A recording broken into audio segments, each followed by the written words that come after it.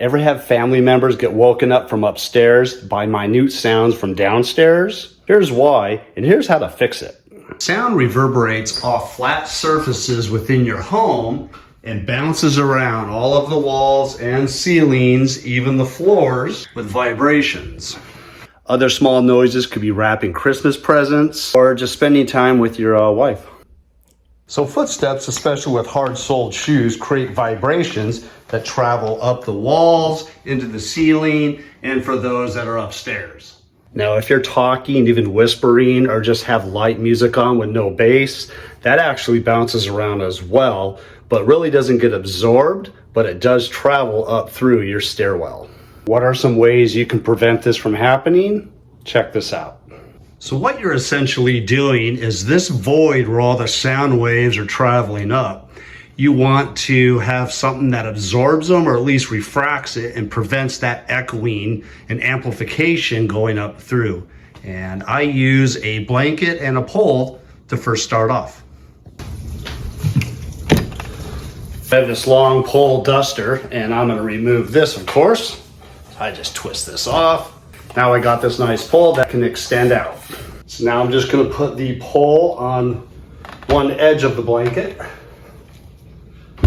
Put the other part down on the rung of the floor. And just hang it right there. Kind of spread it out. You could also take thumbtacks. Do one little thumbtack in there. Those little push pins. You could also do it here. You can, kind of just tuck this stuff under here. And that helps sound waves get absorbed.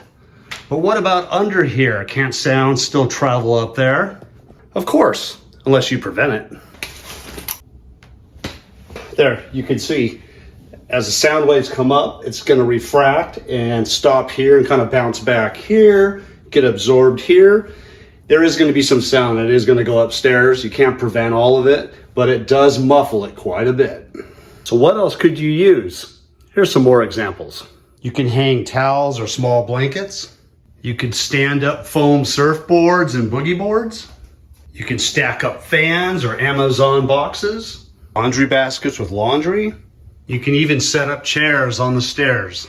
Safety note here though, if you're gonna put anything on the stairs themselves, you wanna make sure it's not gonna be a slip or trip hazard.